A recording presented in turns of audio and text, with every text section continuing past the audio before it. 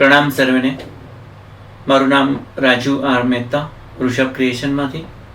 છેલ્લા કેટલાક સમયની ઘટનાઓથી હું થોડો વ્યથિત થયો છું, એટલા માટે આ વિડીયો કરી રહ્યો છું.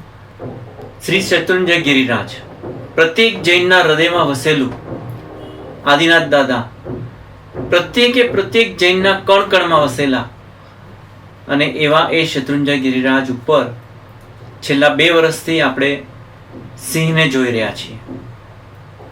નાનપણથી જાત્રા કરતા આવ્યા છીએ, કઈક જાત્રાઓ કરી લીધી, પૂનમો કરી લીધી, બધું કરી લીધું, પણ કોઈ દિવસ પણ એક પણ સિંહ તો શું, કોઈ બીજું પ્રાણી પણ જોવા નથી મળ્યું.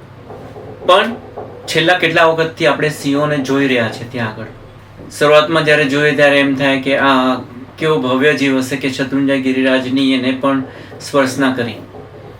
100% એ ભવ્ય હશે ત્યારે જ અહીંયા આગળ આવ્યો હશે, પણ એની હાજરી આપણી યાત્રાની અંદરમાં ડર ઉમેરો કરે છે. આપણને હૃદયના કોઈ ખૂણામાં ડર લાગે છે.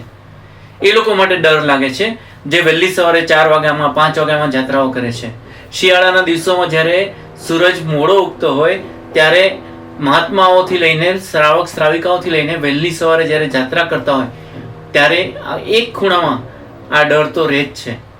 પણ આ ડરની માત્રા ત્યારે વધી ગઈ જ્યારે 2 અઠવાડિયા પહેલા એક માલધારીને એક સિંહણે પકડ્યો અને કદાચ એ ન જ બચી શક્યો હોત, પણ એ તો પ્રાણીઓની વચ્ચે ઉછેરાયેલો મોટો થયેલો વ્યક્તિ હતો અને એનો પગ પકડાયો અને ગામના બધા લોકો ભેગા થઈ ગયા, અવાજો થયા અને સિંહણ કદાચ ડરીને જતી રહી અને એ બચી ગયો. પણ આ ઘટના આપણા ડરમાં વધારે ઉમેરો નથી કરતો?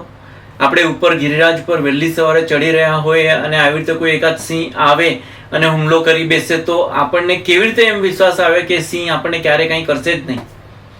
મારો ઋષભ મારી ધ્યાન રાખે છે, બધું બરાબર છે, આપણા હૃદયમાં એ બધું વસેલું જ છે અને આપણે કોઈ દિવસ કંઈ થવાનું નથી.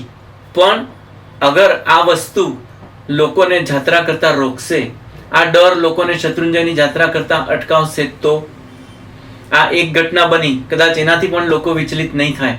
પણ આવી બીજી ત્રીજી ઘટનાઓ જ્યારે બનશે ત્યારે શું શત્રુંજય પર જનાર દરેક ત્યાંથી નિર્ભયપણે જાત્રા કરી શકશે? મારી વિનંતી છે, જેટલી પણ આપણી જૈન સંસ્થાઓ છે, આણંદજી કલ્યાણજીની પેઢી છે, એ દરેકને વિનંતી છે કે ઓફિશિયલ લેટર તૈયાર કરી અને ગુજરાતના ગૃહપ્રધાન જે પણ જૈન જ છે, હર્ષભાઈ સંઘવી, એમને સુપ્રત કરે કે ભાઈ શ્રાવકોને કોઈ સેફ જગ્યાએ શિફ્ટ કરો, અહીંયાથી એમનું સ્થળાંતર કરાવો અને આ જગ્યાને, શત્રુંજય ગિરિરાજની જગ્યાને નિર્ભયપણે યાત્રા કરી શકાય એવી બનાવો. પ્રણામ.